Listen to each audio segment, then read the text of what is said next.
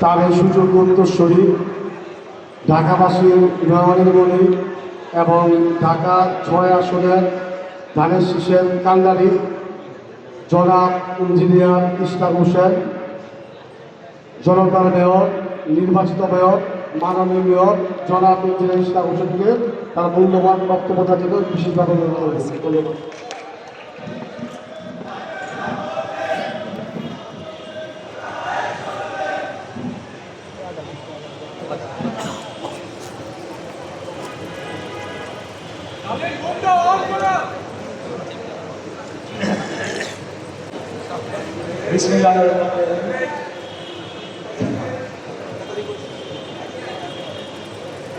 ঢাকা দক্ষিণ শ্রমিক কর্মচারী ইউনিয়ন ৩২-৫৬ কর্তৃক আয়োজিত আমার বাবা মরহুম সাদেক হোসেন টোকা, সাবেক মেয়র, ওনার মৃত্যুবার্ষিকীকে উপলক্ষ করে আয়োজিত আজকের এই দোয়া মাহফিল এবং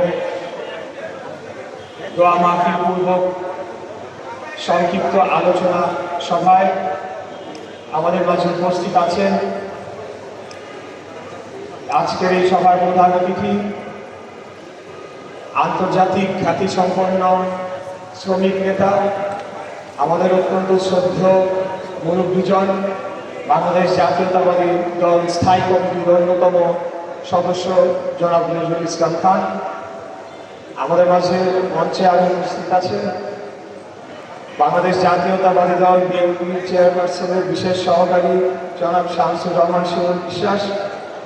উপস্থিত আছে ঢাকা মহানগর দক্ষিণ শ্রমিক দলের আহ্বায়ক জনাব সুমন ভুইয়া এবং এই আজকের যে অনুষ্ঠান আয়োজন যে সংগঠনটি করেছে তাদের প্রেসিডেন্ট সেক্রেটারি সহ।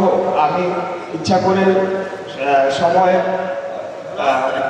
ক্ষেপণ না করার জন্য আমি সবার নাম উল্লেখ করছি না।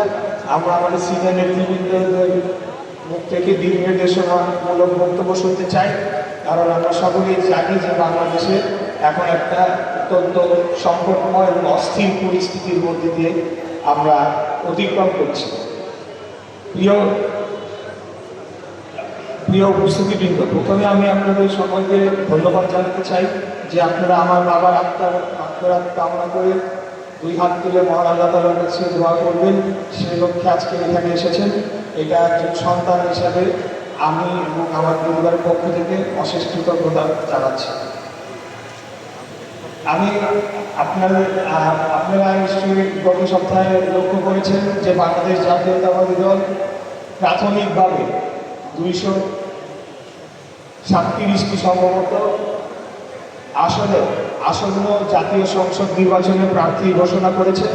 সেখানে ঢাকা ৬ আসন গ্রেটার সুত্রাপুর কোতোয়ালি, যেটা আমার বাবার আসন ছিল, সেখান থেকে আমাদের ধানের শীষের পক্ষ থেকে প্রাথমিকভাবে মনোনয়ন তালিকায় স্থান দেওয়া হয়েছে।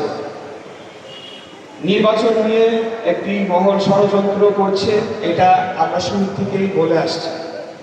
৫ই আগস্টের পর থেকে বিশেষ করে একটি দল যারা ভোটের রাজনীতিতে যদি আসে, বাংলাদেশে যদি একটা নির্বাচন হয়, তাদের অতীত ইতিহাস বলে 2%, 3%, ক্ষেত্র বিশেষে 5-6% ভোট তারা পেয়েছে।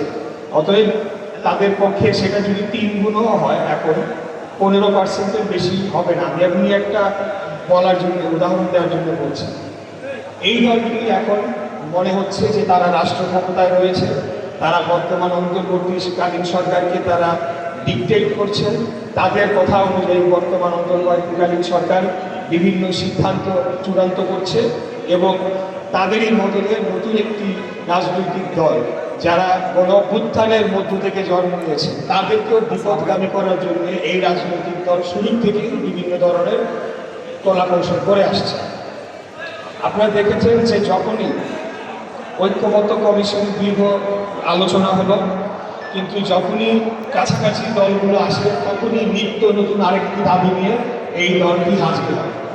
আজকে এটা স্পষ্ট যে তারা আসলে কোনো নির্বাচনই চায় না, কোনো সংস্কারই চায় না। এগুলো শুধুমাত্র সময় ক্ষেপণ করার জন্য, কাল ক্ষেপণ করার জন্য তারা এই কাজগুলো করছে। আমি যেহেতু দলের একজন আসন্ন নির্বাচনে সংসদ সদস্য প্রার্থী